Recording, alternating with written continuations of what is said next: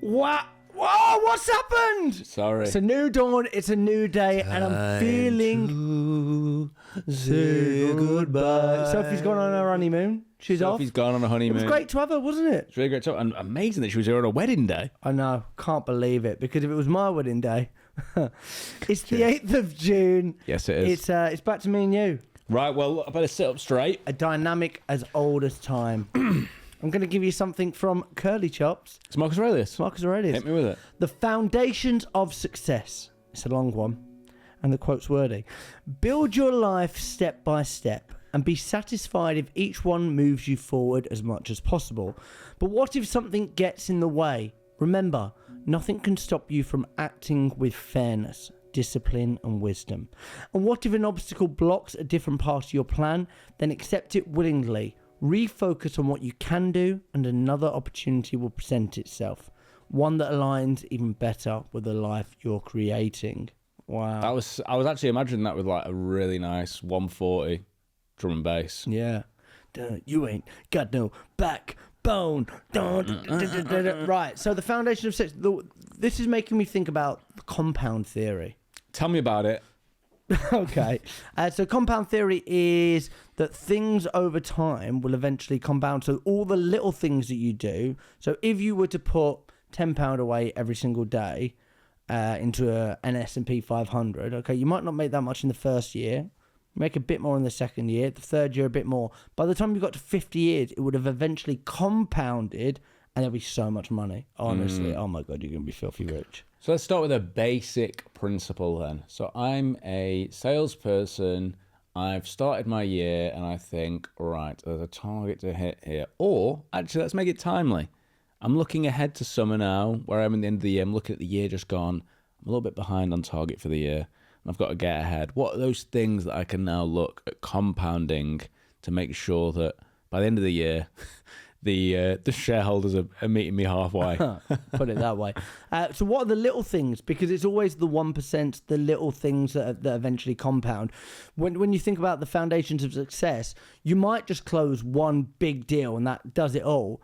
But a lot of the time, that's not the case, is it? It's the smaller things that eventually add up. And when you look at, I hit target. Sophie was in the seat and she was saying like she hit her target. It wasn't from one big deal that she got lucky and closed. It was from 20. It was from 20 that all had a similar average order value.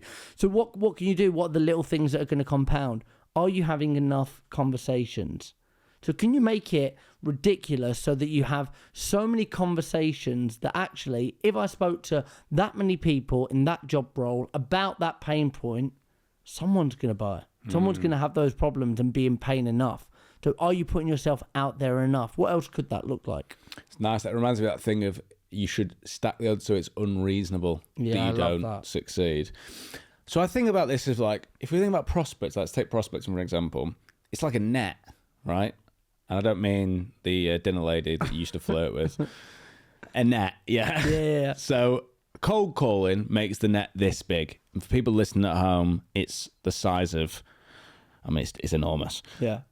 Maybe like adding in there a bit of content, so post on LinkedIn every day, although it might not feel like, I'm winning immediately, I'm compounding that over time and the net then gets bigger from the more people that are interacting there. So I've got cold calling net, but I've expanded that to LinkedIn content net.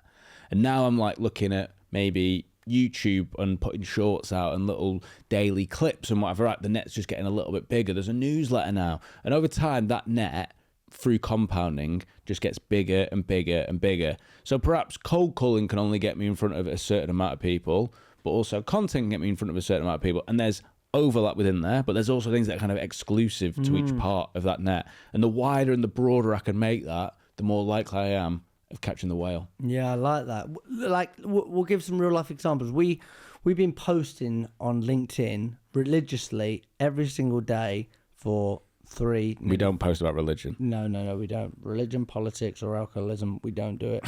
3 to 4 years, every single day. And now we get referrals from people that we've never even worked with. Yeah. We get referrals... Davey Baker. We get referrals from people that we get people getting in touch that people that have been following us for 4 years, and it's compounding, and somebody might have had a conversation with somebody else, and that is the power of compounding. Those little things, you can't just do one post and expect to get referred, but it's the consistent thing of showing up every day and doing the bit. So for salespeople, you've got to ask yourself, what is the bit and why aren't I doing it? I've been Jack Frimson. I've been Zach Thompson. Remember, you will die. Summer, summer, summer, time, my favourite herb.